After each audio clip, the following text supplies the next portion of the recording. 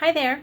This week we're going to look at lesson 17 from the book Hill and Others, the Green Book. And the lesson is called Expressing Concepts in Another Language.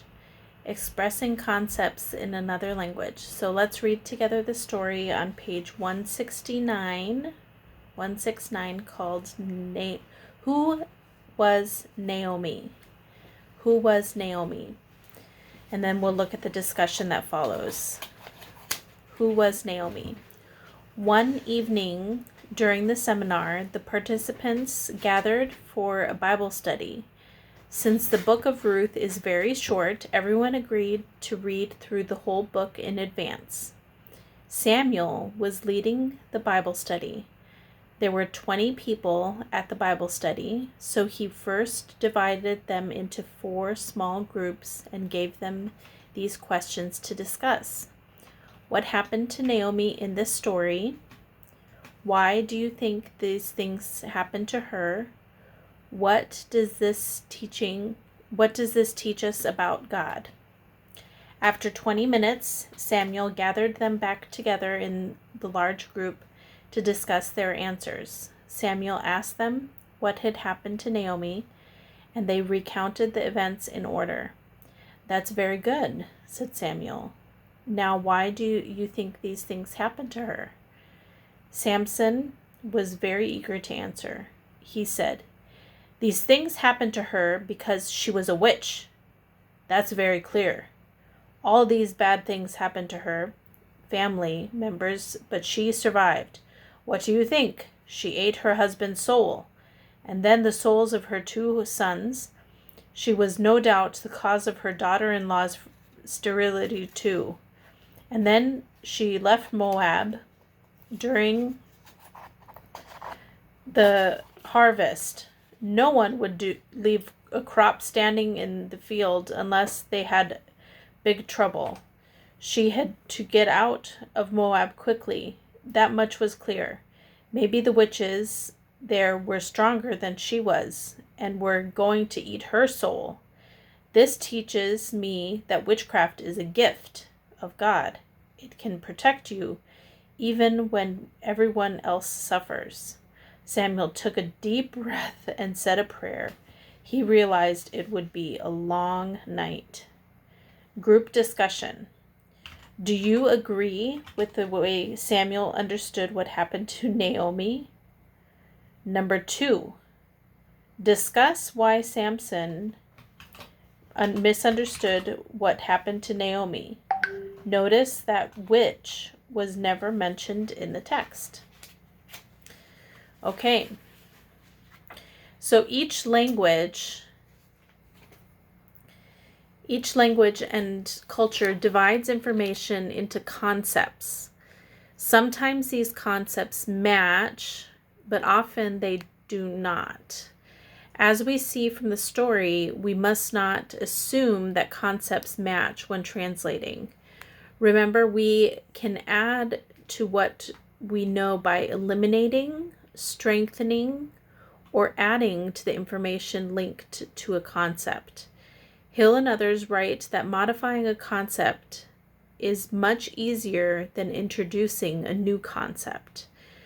There are different strategies for how to communicate an intended concept, depending on whether you are starting with an unrecognized concept, an unintended concept, or an unknown concept. So let me say that again. There are different strategies for how to communicate an intended concept, depending on whether you are starting with an unrecognized concept, an unintended concept, or an unknown concept. If there is a local word, it's advisable to use the word, even if it seems a bit mismatched or scandalous at first. Okay, if there's a local word, use that word, even though it may seem a little mismatched or scandalous at first. The more the concept is used within a biblical context, the more it will become redefined to the concept of the Bible. This will help readers feel that they recognize and know concepts in the Bible. Okay?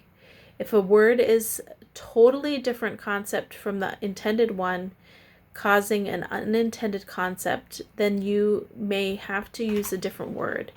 If it is somewhat similar, it may be corrected through notes and teaching.